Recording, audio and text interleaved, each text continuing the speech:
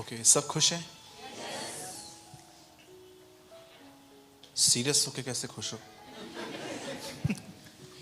जो खुश हैं अपने पास वाले को एक अच्छी सी स्माइल दीजिए, अच्छी वाली, हाँ, खड़ूस वाली नहीं। Yes, praise the Lord. Thank you.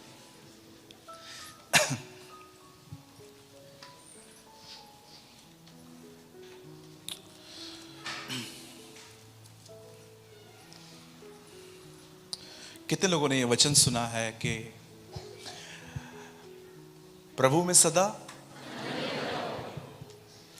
आप जानते हैं आनंद बाद में आया, पहले प्रभु आया। प्रभु में, उसे पहले ही बता दिया एक्चुअली प्रभु में ही आनंदित रह सकते हैं, right? The happiness of the world is reason to season. इस दुनिया की खुशी सिर्फ कुछ टाइम के लिए है और किसी वजह से है। मैं आपको खुश रहने की एक चाबी दूं, बहुत खुश रहोगे आप, इतने खुश रहोगे कि लोग जलेंगे आपसे। जानना चाहते हैं? सुनिए, सब जानने की कोशिश मत किया करो, you will be most happy. आप बहुत खुश रहोगे। मैं सब जानने की कोशिश नहीं करता हूं। मैंने देखा है जो सब जानते हैं ना, वो बहुत दुखी हैं, बड़े अपसेट रहते हैं वो लोग। Trust me. और मैंने देखा है बहुत सारी बहनें इन्फॉर्मर्स हैं, बहनें, स्पेशली बहनें। ये लोग तो ऐसे खुश होते हैं जैसे लोग कुछ करते ही नहीं है। लेकिन मैंने बहुत सारी बहनों को देखा है, they have a lot of informations. उसके घर में क्या हो रहा है, उसकी भाभी आई है, उसकी माँ ऐसी है, ये ऐसा है, वो ऐसा है। आपको खुश रहना है ना, सब चीजें जानने की कोशिश न करें। या डोंट वरी, बच्चे हैं वो तो करेंगे। मैं एक दिन गाड़ी चला रहा था, मेरे सामने से एक ट्रक गया। ट्रक के पीछे बहुत सुंदर लाइन लिखी थी, तू अपना देख। मुझे बहुत अच्छा लगा। होता है ना, कभी कभी पीछे लिखा रहता है ना, मेरा भारत महान, ट्रक्स के पीछे लिखा रहता है ना, माय इंडिया इज ग्रेट वगैरह। तो जैसे वो गाड़ी आगे गई तो उसमें लिखा हुआ था, तू अपना देख। बोलो बाजू वाले को, तू अपना देख। हाँ, मैंने बहुत लोग देखे हैं, दे हैव अ डिजायर। उनको अच्छा लगता है कि मुझे पता चले कि उनकी लाइफ में क्या है, फेसबुक पे इसने क्या डाला, इसने डीपी क्या रखी, वगैरह वगैरह। वॉचमैन की तरह सारा दिन, गोरखे होते ना, देखे होंगे ना आपने, वॉचमैन की तरह लगे हुए रहते देखने के लिए क्या क्या क्या क्या। एक दिन यीशु पतरस से मिला और यीशु ने पतरस को 35 साल के बाद वो कैसे मरने वाला है वो बता दिया कि जब तू जवान था, जहां जाना चाहता था जा सकता था, लेकिन जब तू बूढ़ा होगा तो तू जहां जाना चाहता है वहां नहीं जा पाएगा।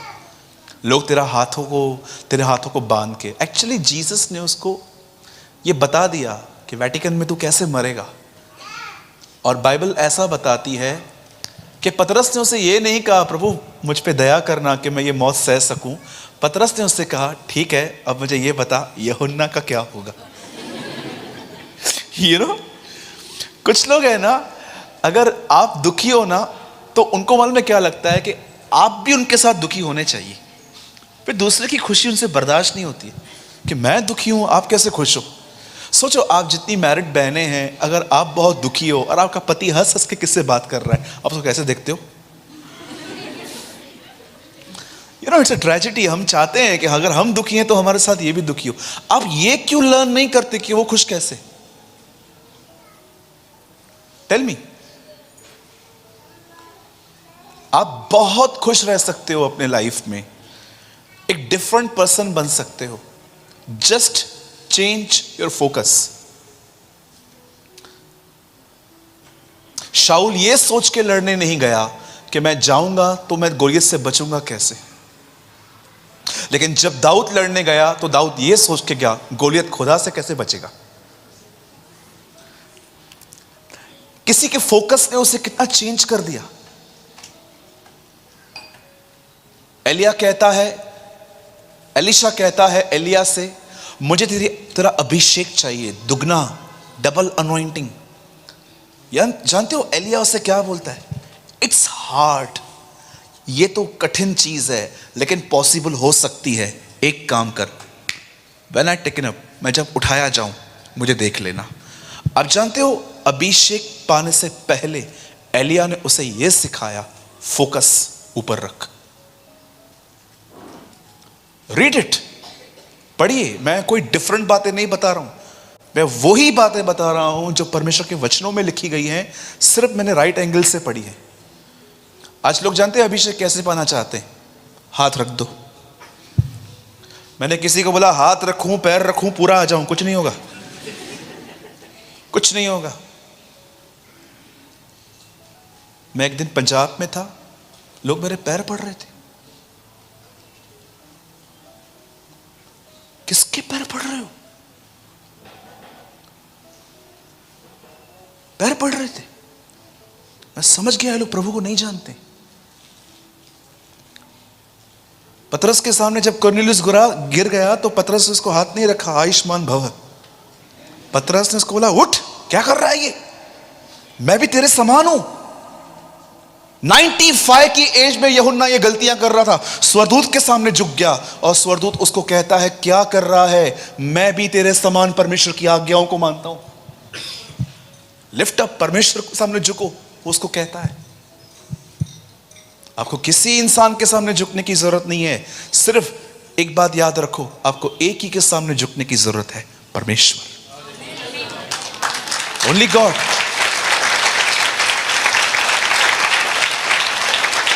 मैं एक दिन अपने ऑफिस में था, एंड ये पंजाब की बात बता रहा हूं। पंजाब से मुझे एक मैसेज आया, मेरे मैसेंजर पे। एक बहन है, आई थिंक 55-60 की होगी, उन्होंने मुझे मैसेज भेजा, एक फोटो भेजा। उन्होंने मुझे एक फोटो भेजा, लिखा था पापा जी। मैंने बोला पापा जी कौन? पापा जी लिखा था, तो मैंने बोला इतना यंग हूं मैं, पापा जी बोलते बड़ी शर्म आ रही थी कि अभी तक तो दाढ़ी भी वाइट नहीं आई है, फिर भी पापा जी बोला पापा जी ये लड़का देख रहे हो, ये मैंने अपनी लड़की के लिए चुना है, जरा बता दो।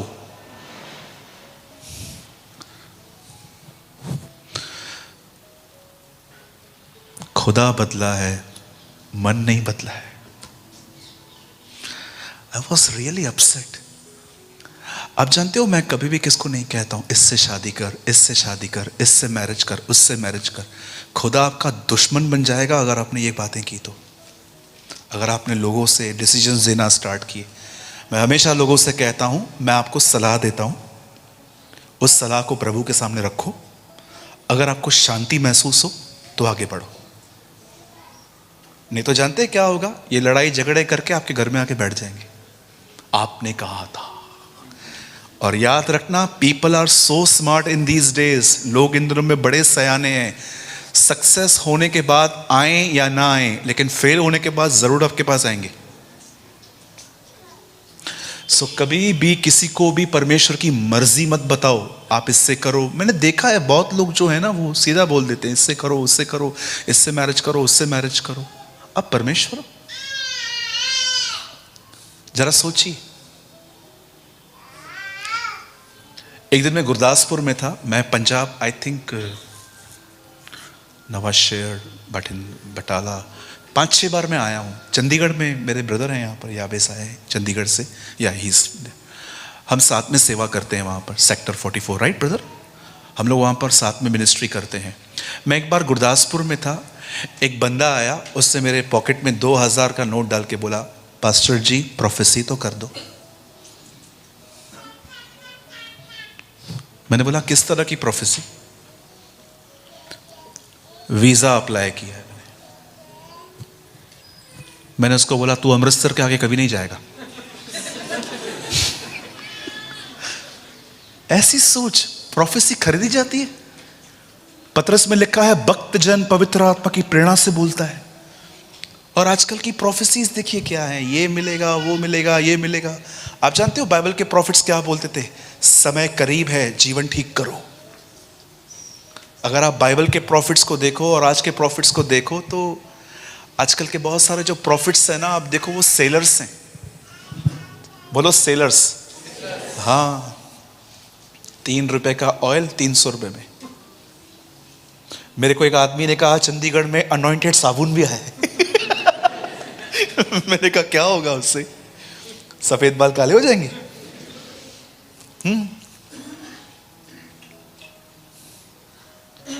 Stop all this nonsense. मैं आपको फिर से कहता हूं, आप एक सही कलीसिया में हो, ये कलीसिया कभी छोड़ना मत। हमेशा इस कलीसिया में बने रहना। आपको खुदा ने एक बहुत अच्छा व्यक्ति दिया है, बहुत अच्छा पास्टर दिया है जो आपको वचन में बनाए रहता है। बहुत बहुत डेंजर टाइम चालू है बाहर। मैं एक दिन एक चर्च में था, एक प्रॉफिट आया वहां पर, एंड यू नो, लोगों की जिंदगी के बारे में कुछ न बताकर वो लोगों के नंबर्स बता रहे थे। आपका पीओ बॉक्स नंबर ये है, आपका नंबर ये है, आपका नंबर वो है। और लोग ये आप जानते हो आज की मसीहत में और उनकी मसीहत में क्या अंतर था? उन दिनों में जब यीशु काम करता था, आप पढ़िए, वहां लिखा रहता था लोगों में भय छा गया। लेकिन आज तो क्या मैं आपके लिए प्रोफेसी करूं? अरे तू उनसे पूछ रहा है? पैर पड़ना, चीजें खरीदना, ये बात दर्शाई जाती है कि लोगों का मन नया नहीं हुआ है। मेरे चर्च के अंदर, इन माय चर्च, अगर मेरे कलीसिया के में कोई व्यक्ति मेरे पैर पड़े ना, मैं दो डालूं उसको। तू मेरे पैर पड़ रहा है यार? प्रभु की आराधना कर, वो उसके योग्य है। क्या बताती है अंतिम किताब? उन लोगों ने अपने मुकुट उसके पैरों पे रख दिया था। The last book of the Bible.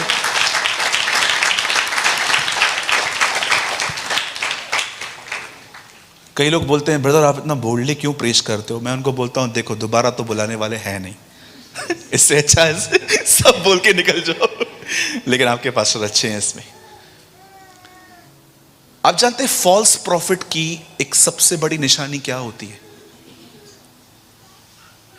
झूठे भविष्यवक्ताओं की एक साइन क्या होती है? आप कैसे पहचानोगे कि कौन फॉल्स है और कौन सच्चा है? जानना चाहते हो? पक्का?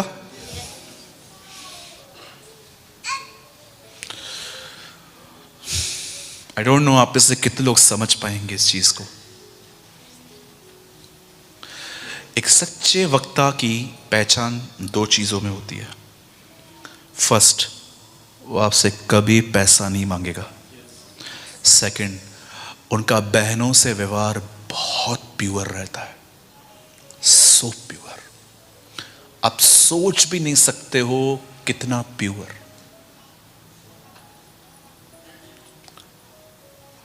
ये एक सच्चे वक्ता की निशानी होती है। पहली चीज, वो आपसे कभी पैसों की मांग नहीं करेंगे। उनका ध्यान कभी आपके ऑफरिंग में नहीं होगा, कभी भी नहीं। सेकंड थिंग, उनका बहनों के साथ व्यवहार बड़ा ही शुद्ध होता है। ये एक सच्चे पास्टर, एक सच्चे भविष्यवक्ता की निशानी होती है। समझ पा रहे हैं मेरी बातों को? जस्ट मेरे मन में आया, मैंने इसलिए आपको ये बात कही। ठीक है पास्टर जी 1 o'clock तक? ओके ठीक है, चलिए सब यहीं पर हैं अभी? ध्यान दीजिए अब जो मैं कह रहा हूं। ओके, आवाज सबको आ रही है? डोंट वरी, स्टार्ट नहीं किया था मैंने, आई जस्ट टॉक कैजुअली। मैं आपसे बात कर रहा था, अब मैं स्टार्ट करना चाहता हूं। और मैं चाहता हूं कि बच्चों को भी आप में से सब लोग कंट्रोल करें, कोई आगे ना आए, कोई उठे नहीं। लास्ट अभी आने वाला 1 घंटा आप बड़े ध्यान से सुने। इट्स 12:10। मैं 15 मिनट आपको कुछ समझाना चाहता हूं, उसके बाद मेरे पास एक वर्ड है आप में से हर एक के लिए। ध्यान दीजिएगा। अभी मैंने अपने लाइफ में हमेशा एक जुनून रखा डे 1 से, और मैंने परमेश्वर को धन्यवाद देता हूं कि यह जुनून मुझ में बना रहा। वो जुनून था यीशु को जानने का, उसकी लाइफ को समझने का, वो किस तरह से इस दुनिया में आके जी कर गया। क्योंकि मेरे लाइफ में बहुत सारे चैलेंजेस थे। काम करके सेवा करना बहुत डिफिकल्ट होता है, एक दुनिया से दूसरी दुनिया में आना। मुझे आज भी याद है कि 14 घंटा काम करने के बाद मैं चर्च में पास्टरी करता था। अब मैंने वो काम थोड़ा कम कर दिया है, मुझे खुदा ने अब सेवा में ज़्यादा मोड़ दिया है। लेकिन कोई ऐसा टाइम था जब मैंने सीखा कि यीशु का जीवन क्या था। शायद मैं किसी और कलीसिया में न बता पाऊं, लेकिन मैं आपको अपने लोग होने के नाते बताना चाहता हूं। मैंने मत्ती, मरकुस, लूका, यूहन्ना, ये चारों किताबें कम से कम 400 बार पढ़ ली। सिर्फ ये 4 किताबें इतनी पढ़ ली कि मेरे पास इस तरह के 8 रजिस्टर्स बन गए। मैंने हर वो मुद्दा लिख के ले लिया जिस पर यीशु ने बात की, और मैंने क्या देखा कि यीशु ने अपने जीवन में 213 मुद्दों पर बात की। दीन बनो, नम्र बनो, तुम ज्योति हो, मैंने वो गिन लिए। और जहां कहीं भी यीशु ने 2 बार बात की, मैंने लिख लिया कि यीशु ने 2 बार बात की। और मैंने जब यीशु की लाइफ में एक बात पढ़ी जो आपको हिलाकर रख सकती है, वो बात मैंने ये बात देखी, यीशु के साथ कितना भी बुरा हो जाए उससे कोई फर्क नहीं पड़ता था। आपको पता है, उसके घर के लोग उसके लिए कहते थे इसका चिट ठिकाने पर नहीं है। आप मरकुस पढ़ के देखिए, एक वर्जन में ऐसा लिखा गया है, he is a crazy guy.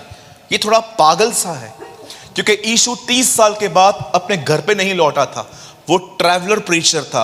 आपको मैं बताना चाहता हूं, जिसे आपकी एक प्रॉपर चर्च है, हमारी एक प्रॉपर चर्च है। यीशु को आप कभी भी किसी चर्च में एक जगह पे नहीं देख सकते थे। कभी बेथेस्दा, कभी खुराजीन, कभी गलील, कभी यरूशलेम, कभी यरीहो, वो अलग अलग जगहों पे ट्रैवलर प्रीचर था। मैं आपको बताना चाहता हूं, यीशु के जीवन में ऐसी बहुत सारी घटनाएं हुई।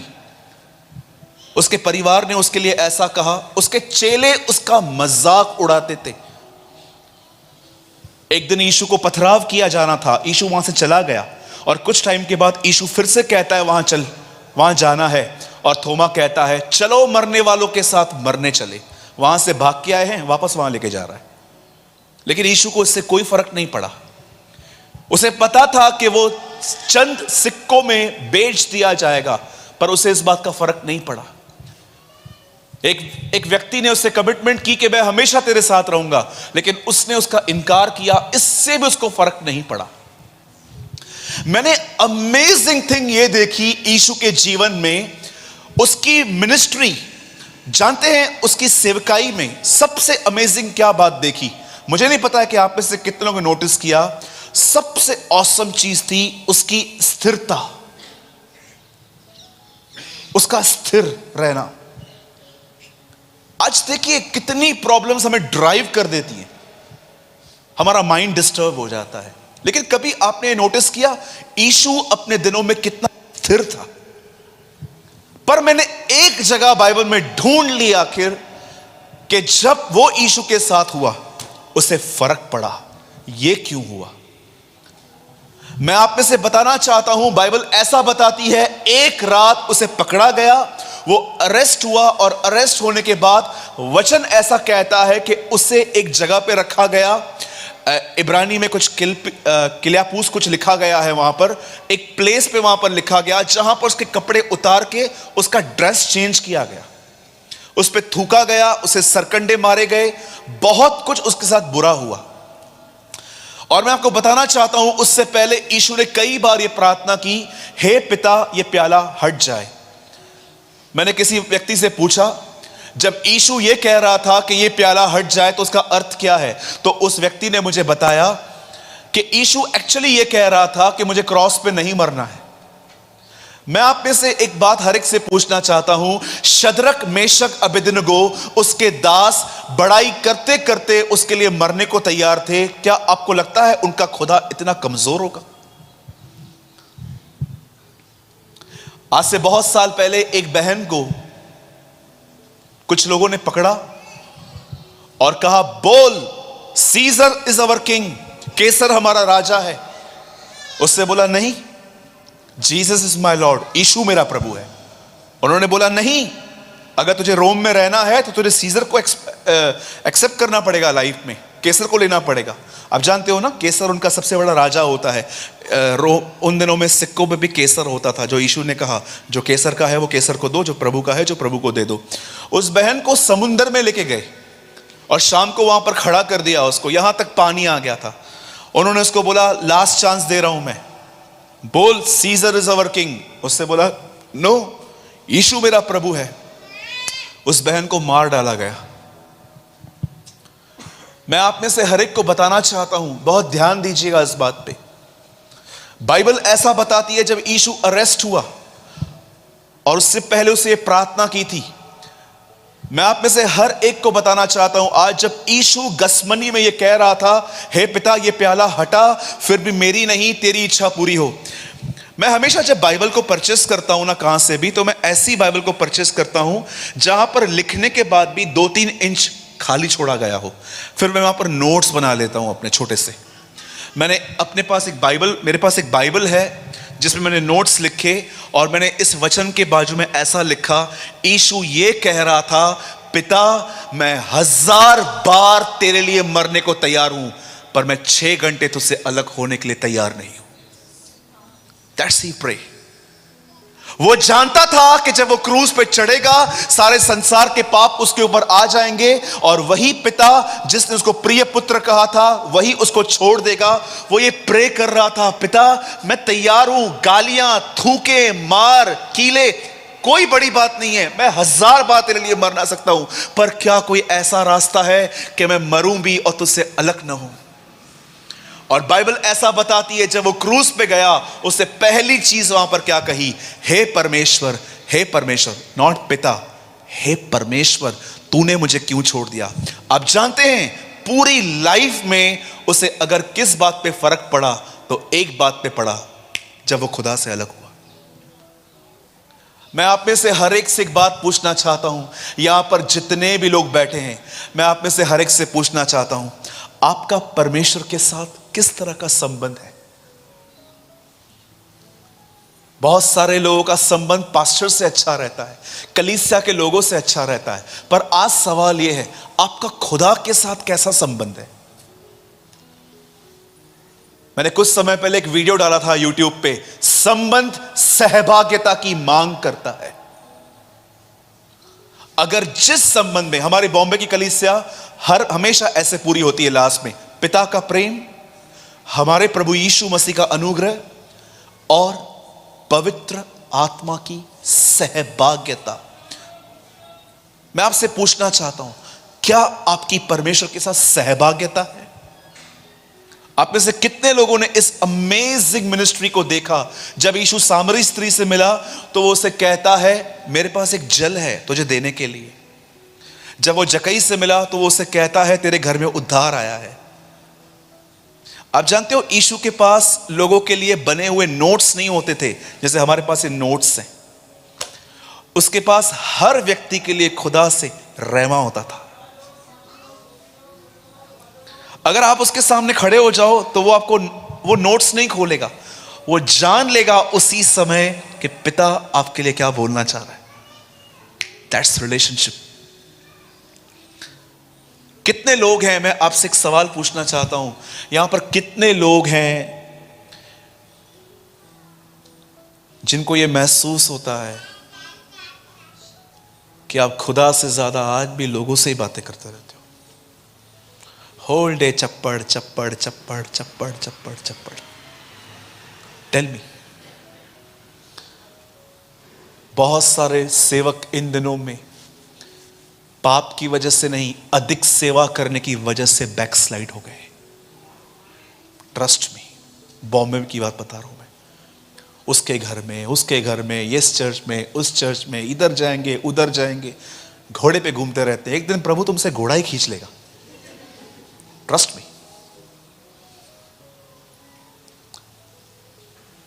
कितने लोगों ने लूका 15 अध्याय पढ़ा है? हाथ उठाइए। क्या आपने उसमें एक गुमराह पुत्र की कहानी पढ़ी है? मैं थोड़ी दोहराना चाहता हूं ताकि आप समझ पाओ सहभागिता क्या होती है। उस बेटे ने अपने बाप से सब कुछ लिया, चला गया। अगर आप उससे मिलते और आप उससे पूछते आपके डैडी का नाम क्या है, मेरे डैडी जिनको मैं छोड़ के आया हूं, हाँ उनका नाम क्या है, तो वो आपको अपना पूरा नाम बताता। और उसके बाद आप उससे पूछते वो आपके डैडी हैं बीबी? हाँ मेरे डैडी हैं। आपका संबंध है उनके साथ? संबंध नहीं है, लेकिन मेरे डैडी है वो। संबंध क्यों नहीं है? मैं रहता ही नहीं हूं उनके साथ, मैं अलग रहता हूं उनके साथ, लेकिन डैडी हैं। हाँ बिल्कुल हैं। आप जानते हो बहुतों से पूछोगे ना आपका परमेश्वर कौन है? यीशु। संबंध है? संबंध नहीं है। हाँ वो मेरा बाप है, पर संबंध नहीं है। क्यों? क्योंकि संबंध जो है वो सहभागिता की मांग करता है। एक यहूदी को यह बात पता होती है। यिर्मयाह नबी की किताब में लिखा गया है, अगर तुम बंधुआई में भी चले जाओ तो यरूशलेम के लिए प्रार्थना करना कभी न छोड़ना। दानियल हमेशा अपने घर की खिड़की खोलकर यरूशलेम के लिए प्रार्थना करता था 3 बार दिन में, कि वो जानता था कि वो एक यहूदी है और उसे यरूशलेम की शांति के लिए हमेशा प्रार्थना करनी चाहिए। दानियल वो जानता था कि सहभागिता में संबंध है। अगर आप सच में चाहते हो कि आने वाले दिनों में परमेश्वर के साथ आपका एक संबंध हो, तो मैं आप में से हर एक को एक बात बताना चाहता हूं। आप में से जितने भी लोग हैं, लोगों से कम खुदा से अधिक बात करो। कभी आपने इस चीज को जाना? लोगों से आधा घंटा, पौना घंटा, 1 घंटा बात करना कितना आसान है, पर खुदा के साथ कमरे में 15-20 मिनट बात करना कठिन क्यों है? Why it's so hard? मैं अपने कलीसिया में वर्शिप टीम को हमेशा कहता हूं, जो गीत आपने पर्सनली नहीं गाया है वो गीत कभी स्टेज पे गाने की कोशिश मत करना। Trust me. जो गीत आपने कभी पर्सनली प्रभु के साथ नहीं गाए। आपको पता है कितने लोग आजकल इन दिनों में वर्शिप कितनी प्रैक्टिस करते हैं? मैं कहता हूं रियल प्रैक्टिस ये नहीं है, रियल प्रैक्टिस है अकेले में खुदा के लिए गाना। That's practice. संबंध सहभागिता की मांग करता है। अगर मैं इस बहन की कंप्लेन इस बहन से कर दूं, तो जानते हो प्रभु क्या कहेगा? तू कंप्लेन कर रहा है। आप जानते हो लोगों की शिकायत लोगों से करना कंप्लेन है, पर लोगों की शिकायत खुदा से करना प्रेयर है। आप में से कितने लोगों ने यह लर्न किया? हमारी बेचारी मार्था जो सिस्टर है ना, बड़ी बदनाम है कलीसियाओं में। सब लोग मार्था में से माइनस पॉइंट निकाल के प्रचार करते हैं। मार्था ऐसे कर रही थी, मार्था ऐसे। मैं मार्था में से आपको एक बहुत अच्छी चीज बताऊं। जब उसको मरियम से प्रॉब्लम था तो कहां गई? यीशु के पास। क्या वो किसी और के पास गई? राइट पर्सन के पास गई जो उसको समझा सकता था। उसने अपनी खड़े बाजू वाली सिस्टर को नहीं कहा, देख रहे हो ये हमेशा ऐसे करती है, खुदा इसका लेखा लेगा। वो हमेशा वो सीधा राइट पर्सन के पास गई। अगर आपको अपने चर्च में किसी से दिक्कत है तो आपको किसके पास जाना चाहिए? पास्टर के पास। लेकिन सोचो अगर आप घर घर जाते हो तो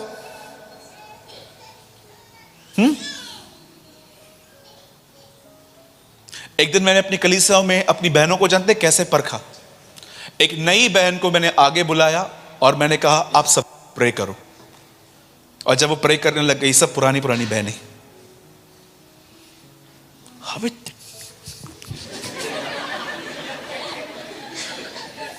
मैंने बोला इसी वजह से खुदा तुम्हें नहीं उठाता। ये कारण है, जलन होता है ना। एक बहन बाल स्ट्रेट करवा के बीच में आके बैठ जाए, सब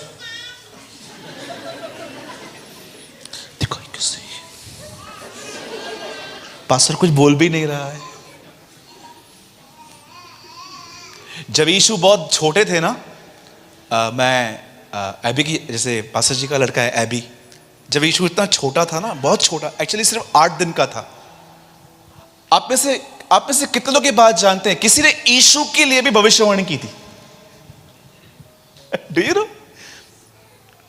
शिमोन नामक एक व्यक्ति था, उससे जानते हैं यीशु के लिए क्या भविष्यवाणी की थी? इस बालक की वजह से बहुतों के गुप्त विचार प्रकट हो जाएंगे। Because of this boy the thoughts will many will exposed. बहुत सारे कई बार परमेश्वर आपके लाइफ में कुछ ऐसा होने देता है ताकि आपको आप पे प्रकट करे कि आप कौन हो। Trust me. तो मेरे भाइयों, मेरी बहनों, मैं आपको सिर्फ इस सेकंड सेशन में थोड़ा काउंसलिंग देना चाह रहा हूं कि परमेश्वर के साथ जो है अधिक से अधिक बात करो, आप सामर्थी हो जाओगे। ट्रस्ट मी, आप इतने मजबूत हो जाओगे, इतने ताकतवर हो जाओगे। मैं आपको सच कहता हूं, आपके पहुंचने से पहले लोग चंगे हो जाएंगे।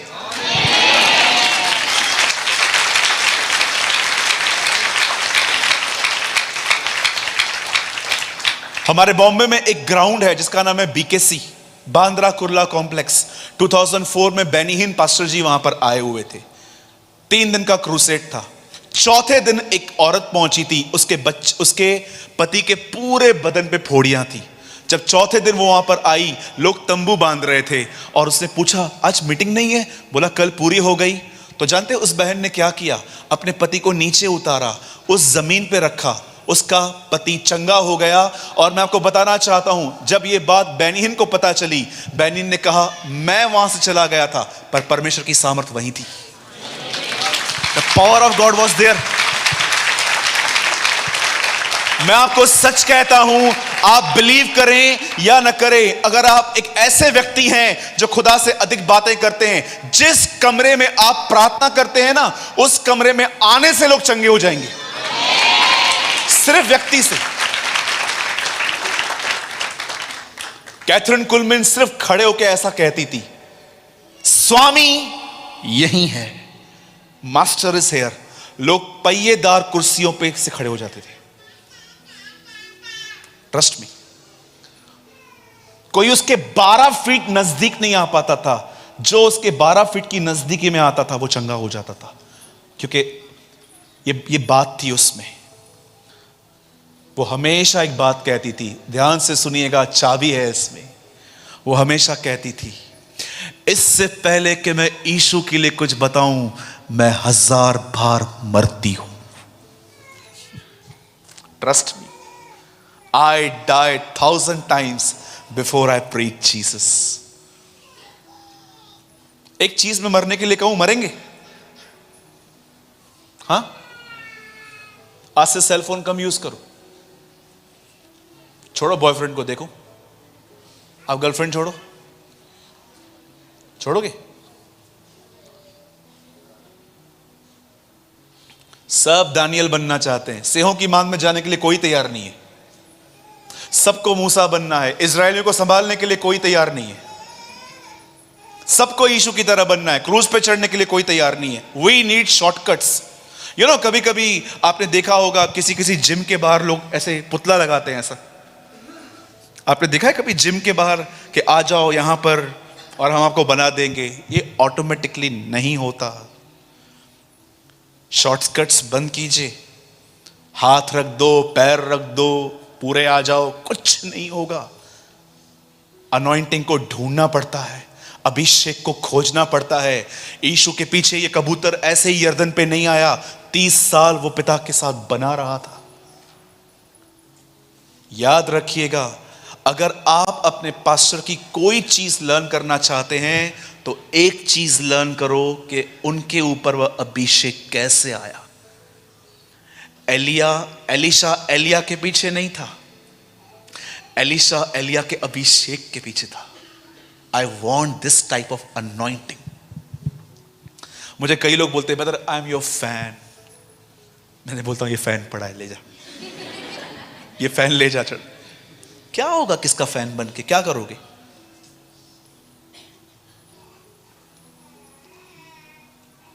मुझे बताइए फैन बन के क्या करेंगे किसी का? मुझे रत्ती भर खुशी नहीं होती है जब मुझे लोग बोलते हैं क्या प्रचार किया ब्रदर, जबरदस्त, प्रेमानी ब्रदर आ रहे हैं, क्या प्रचार। आपको मैं सच कहता हूं, मुझे रत्ती भर खुशी नहीं मिलती है। प्रचार तो वो होता है कि जब लोग प्रचार के बाद ये न कहें क्या प्रचार था, वो ये कहें क्या हमारा खुदा है। प्रचार वो होता है।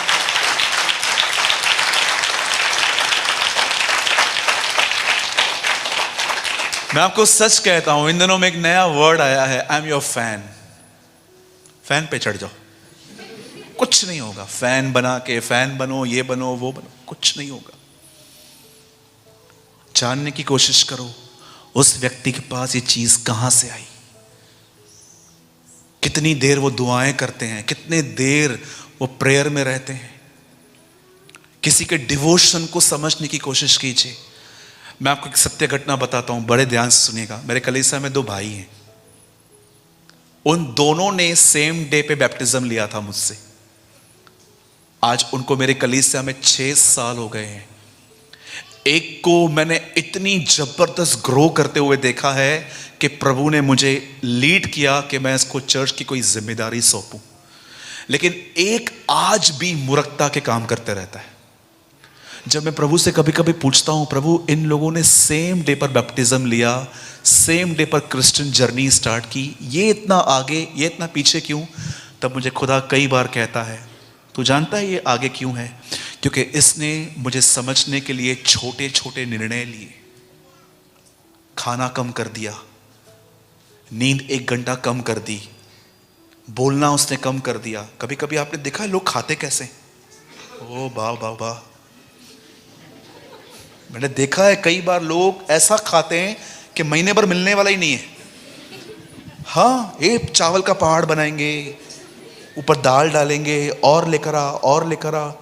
मैं लास्ट टाइम जब पंजाब आया था, किसी भाई ने मुझे आलू की रोटी पे इतना मक्खन, इतना मक्खन, मैंने बोला रोटी खाऊं मक्खन खाऊं, इतना मक्खन देते जा रहे थे, देते जा रहे थे, देते जा रहे थे। तो मेरे साथ एक भाई थे, वो खाते जा रहा था, खाते जा रहा था, खाते जा रहा था। मैंने उसको बोला बस कर भाई, क्या कर रहा है, शर्म नहीं आ रही दूसरे घर में बैठे? तो बाइबल से इस पेटू के साथ संगति मत करना। मैंने हट जा यहां से, दूर हो। खाते जा रहा था, खाते जा रहा था, खाते जा रहा था, नो डिसिप्लिन। एक बार हमारे बॉम्बे में केस आया दुष्ट आत्मा का, तो एक भाई ने मुझे बोला कि ऐसी ऐसी बात है, आप हमारे पास आओगे? मैंने बोला हाँ हम आएंगे। तो मैं अपने साथ एक भाई को लेकर गया और वो इतना खाना खा के निकला, आप बिलीव कीजिए। हम दुष्ट आत्मा निकालने गए, दुष्ट आत्मा नहीं निकली, पर उसके मुंह से चावल निकल आए। और मुझे इतना गुस्सा आया, मैंने बोला दोबारा मेरे साथ कभी आना नहीं। ये दुष्ट आत्मा निकल, छोड़ी निकल। मैंने बोला तू निकल, गो फ्रॉम दिस, जा यहां से। इतना खाना, कुछ लोग इतना खाते हैं, इतना खाते हैं, इतना खाएंगे बैठ के, ये भी दे दो, वो भी दे दो, वो भी दे दो। बहुत लोग तो इसलिए खाते हैं क्योंकि ज्यादा मंगा लिया है। नहीं, अरे ज्यादा मंगाया है क्यों? देखा है आपने, इन दिनों में खाने पीने की लस्ट है लोगों में। यीशु ने कहा ना, उसके आने से पहले क्या होगा, लोग क्या करेंगे, खाएंगे पिएंगे। उस भाई ने अपने जीवन में छोटे छोटे निर्णय लिए। याद रखिए इस चीज को, हमेशा आप बढ़ना चाहते हैं ना, प्रतिदिन छोटे छोटे निर्णय लीजिए, छोटे छोटे। आप उनको बाहर ले जा सकते हैं? प्लीज, डिस्टर्ब हो रहा है। आप समझ रहे हैं मेरी बातों को? बोलो छोटे छोटे निर्णय। अगर आप प्रभु में बढ़ना चाहते हैं, आपको प्रतिदिन छोटे छोटे निर्णय लेने पड़ेंगे। आज वो भाई बहुत ग्रो कर रहा है, लेकिन उसने अपने लाइफ में, याद रखिए इस चीज को हमेशा, परमेश्वर अनुग्रह आपको नहीं देगा, परमेश्वर अनुग्रह आपके निर्णय को देगा। दानियल ने ठाना वह राजा का भोजन खा के अशुद्ध न होगा, और परमेश्वर ने उसके इस निर्णय पर उसे अनुग्रह दिया। परमेश्वर आपको ग्रेस नहीं देगा, परमेश्वर आपके निर्णय को ग्रेस देगा। आपने ठाना है मैं ये नहीं करूंगा, वो वहां पर आपको अनुग्रह देगा। आपने ठाना है कि मैं कुछ टाइम फास्टिंग करूंगा। आप जानते हो पौलुस की लाइफ कैसे थी? कोई टाइम ऐसा होता था उसके पास खाना खाने के लिए होता था, पर वो फास्टिंग में होता था। पर कभी कभी ऐसा भी होता था उसे भूख लगती थी पर खाना नहीं होता था। इसलिए वो कहता है, जाड़े में, उगाड़े में, भूख प्यास में, हर जगह पे मैंने तृप्त रहना सीखा है।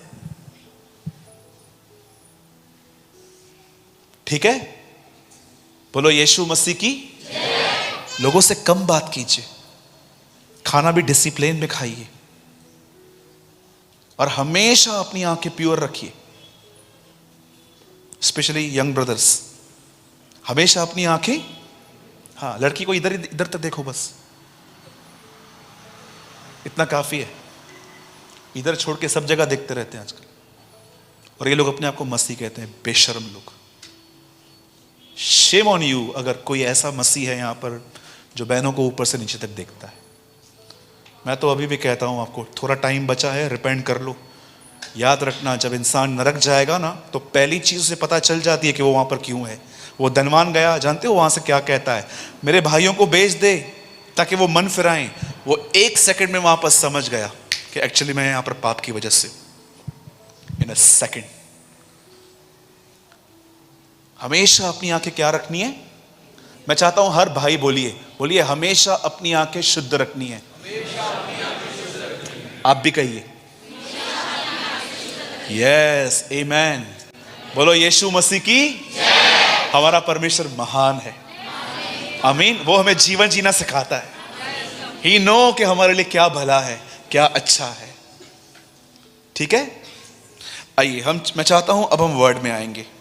मेरे पास आधा घंटा है और मैं आपको कुछ टीच करना चाहता हूं। ठीक है, मैं चाहता हूं आप में से सब लोग अब मेरे साथ खोलें उत्पत्ति का 32वां अध्याय, जेनेसिस 32।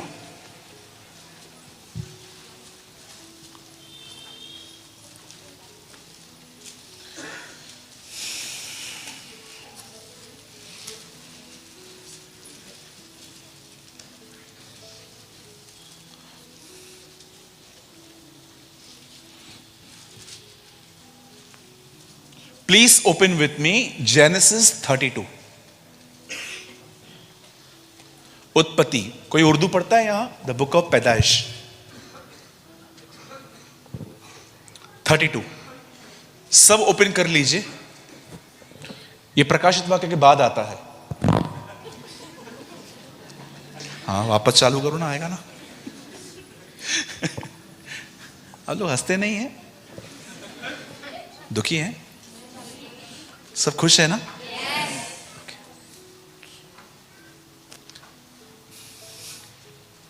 32 खोला सबने? 7 और 8 पढ़िए कोई। तब याकूब बहुत डर गया। तब याकूब बहुत डर गया। बोलिए, बहुत डर गया। बहुत डर गया और संकट में पड़ा, और ये सोचकर अपने साथियों के और भेड़ बकरियों के और गाय बैलों और ऊंटों के भी अलग अलग 2 दल कर लिए कि यदि एसाव आकर पहले दल को मारने लगे तो दूसरा दल भागकर बच जाएगा। ओके, बाइबल के अंदर पहली बार ओवर थिंकिंग का प्रॉब्लम रिवील हुआ। आप जानते हैं इस बात को? अगर आप बाइबल के अंदर किसी ऐसे व्यक्ति को ढूंढना चाहते हैं जो बहुत सोचता था, तो वो याकूब था। चलिए मैं स्टार्ट कर रहा हूं आपको एक्सप्लेन करना, और मैं चाहता हूं कृपया आप आधा घंटा बड़ा ध्यान दीजिए। बाइबल ऐसा बताती है इब्राहिम से इसहाक पैदा हुआ, और इसहाक से 2 लोग पैदा हुए। एक का नाम था याकूब, एक का नाम था एसाव। और बाइबल ऐसा बताती है, बाइबल साफ कहती है, याकूब नाम का मतलब होता है ग्रैबर। ग्रैबर का मतलब होता है अगर आपने उसे नहीं दिया तो वो आपसे छीन लेगा। एक और हिंदी वर्ड आता है चोर, लुटेरा। ये सब याकूब नाम के अर्थ हैं। मैं आपको बताना चाहता हूं, जब रिबेका ट्विंस लेके चल रही थी, दो जातियां थी, दो जुड़वा थे। अब जानते हो ये लोग अपने आप में लड़ते थे आपस में। इसे कहते हैं बॉर्न फाइटर, जन्म से लड़ाकू। याकूब उसे मारता था क्योंकि याकूब को पहले निकलना था। मैं आप में से हर एक को बताना चाहता हूं, हर जगह पर प्रॉब्लम वही लोग क्रिएट करते हैं जिनको बड़ा बनना है। जिनको छोटा बनना रहता है ना, वो कभी आपको प्रॉब्लम क्रिएट नहीं करेंगे। जिनको बड़ा बनना है ना, वो हमेशा प्रॉब्लम क्रिएट करेंगे। इसीलिए यीशु ने एक नया फॉर्मूला रखा, जो बड़ा बनना चाहता है वो छोटा बने पहले। अगर आप छोटे बन के बड़े नहीं हुए हैं तो आपके बड़प्पन में हमेशा आपको दिक्कतें आएंगी। लेकिन अगर आप छोटे बन के बड़े हुए हैं, आप नीचे आए हैं। आप देखिए, फिलिप्पियों में लिखा गया है, यीशु खुदा की समानता में था, पर वो मनुष्य बना, मनुष्य के बाद नौकर बना, और लास्ट में कुकर्मी के नाई, बाइबल बताती है, वो क्रूस पे मरा। यीशु को देखिए, वो हर तरह से डिक्लाइन हुआ, नीचे आया। कई जगहों पे अगर आप पूछेंगे कि उसका नाम क्या है, तो कहेंगे जगत की ज्योति, जीवन की रोटी, मार्ग, सत्य, जीवन। पर मैं आपको बताऊं, यीशु ने कभी भी अपने ये नाम ज्यादा प्रोक्लेम नहीं किए थे। यीशु ने हमेशा अपना एक नाम बहुत ज्यादा प्रचार किया, वो था मनुष्य का पुत्र, सन ऑफ मैन। जानते हो इंग्लिश वर्जन्स में क्या लिखा गया है? Ordinary man. मैं एक साधारण व्यक्ति हूं। हम भी जानते हैं, आप भी जानते हो, सब जानते हैं वो ऑर्डिनरी नहीं था। यहां पर उसकी सच्ची अमीरी दिखती है। अमीर वो नहीं है जिसके पास बहुत पैसा, गाड़ियां और बंगलोस हैं। अमीर वो है जिसके पास ये सब कुछ है पर इस पे घमंड नहीं है। They are the true real rich people, जिनको घमंड नहीं है। आजकल कई बहनों से, भाइयों से पूछो, और कैसे हो? मेरे बच्चे कनाडा में पढ़ते हैं। तेरे से पूछा मैंने? यहां पर मैंने जगह ली है, यहां पर, यहां। क्यों बताते हैं आप? कोई पूछता है? आपको लगता है बुद्धिमान हो? आप मूर्खताएं कर रहे हैं। ये देख रहे हो, ये गंगर, ये पहले इतना था। अरे ओ नबूकनेस्सर, क्यों बता रहा है? बहुत सारे जो लोग होते हैं ना, आप देखिए, उनसे आप पूछो भी नहीं, अपनी सफलताओं के बारे में बताते रहेंगे। आप याद रखिए, धनवान का स्वर्ग के राज्य में आना कठिन जानते क्यों है? क्योंकि उसको अपने धन पे घमंड है। धन प्रॉब्लम नहीं है, धन पे घमंड प्रॉब्लम है। आप में से कितने लोग ये बात जानते हैं, इंसान को स्मार्ट और इंटेलिजेंट कौन बनाता है? परमेश्वर बनाता है। पर क्यों यीशु ने कहा, पिता मैं धन्यवाद करता हूं क्योंकि तूने ज्ञानी और समझदारों से ये बातें छुपा के रखी। क्या प्रॉब्लम है? प्रभु, ज्ञानी और समझदार भी तो आपने ही बनाया है। यस, मैंने बनाया है, लेकिन मैंने उन पे घमंड नहीं दिया था तुझे। जब परमेश्वर देखता है ना कि एक आदमी में स्पिरिचुअल प्राइड आ गया है। मैंने बहुत लोगों को देखा है जो खुद गुस्सा नहीं करते हैं, लेकिन जब उनके सामने कोई गुस्सा कर देना, मन ही मन से तुच्छ जानते हैं, इसको तो कुछ आता ही नहीं है। मेरे भाई, 100 फुट के गुस्से के खड्डे से निकल के तू 1000 फीट के घमंड के खड्डे में जाके गिरा है। यीशु ने कहा, धन्य हो तुम जब तुम तृप्त किए जाओ। और जानते हो उसके बाद क्या लिखा है? धन्य है वे जो दयावंत हैं। इट मींस जब तुम खुद तृप्त हो जाओ तो दूसरों के साथ दया से व्यवहार करना। कई बार ऐसा होता है, आपने देखा होगा। बाइबल ऐसा बताती है, याकूब बड़ा बनना चाह रहा था, और जैसे वचन कहता है ये उसकी ख्वाहिश पूरी नहीं हुई। जैसे वो बाहर निकला, वो सेकंड आया बाहर। पहला उसका भाई एसाव आया। उन दिनों में बड़े बेटे को कुछ हक होते थे, अधिकार होते थे। बाप की प्रॉपर्टी के बाद सब कुछ चाबियां उसके पास रहती थी। याकूब एक दिन ये सब बातें जानने के बाद अपने भाई को उससे ठग लिया। उसके भाई को इन चीजों की वैल्यूज नहीं पता थी। और बाइबल बताती है, एक दिन ऐसा हुआ कि ऐसा बड़ा भूखा प्यासा घर पे आया, और याकूब ने उससे कहा, मैंने कुछ बनाया है, यू वांट टू ईट? तेरे चाहिए खाने के लिए? बोलता है, हाँ मुझे चाहिए। अपने पहलोटेपन का अधिकार मुझे दे दे। और बाइबल ऐसा बताती है, listen to me very carefully. अगर बाइबल के अंदर ऐसे दो लोग अगर आपको मैं ढूंढने के लिए कहूं कि ढूंढो किन्हें पश्चाताप करने का मौका नहीं मिला, तो मैं आपको बताना चाहता हूं, एक है शैतान और दूसरा है एसाव। इन दोनों को कभी पश्चाताप करने का मौका नहीं मिला। यूहन्ना नाम की इंजील में यीशु कहता है, इस संसार का शासक दोषी ठहराया गया है। आप जानते हो, एक शैतान ही है जिसके लिए प्रभु ने कहा वो दोषी ठहर चुका है, दैट्स इट, खत्म। और एक दूसरा व्यक्ति है जिसे बाइबल बताती है एसाव। आंसू बहाने पर भी वचन कहता है उसको मन फिराव का मौका नहीं मिला। सारी बाइबल में यह बात लिखी गई है, मैंने एसाव को अप्रिय जाना, अनलव्ड। इंग्लिश में लिखा गया है अनलव्ड, एक ऐसा व्यक्ति जिससे प्रेम नहीं किया जा सकता। वचन कहता है जब एसाव ने अपना पहलोठापन उसको दे दिया, याकूब को पता था कल न परसों इसकी आंखें खुलेंगी और ये मुझ पे मारेगा। और जानते हो,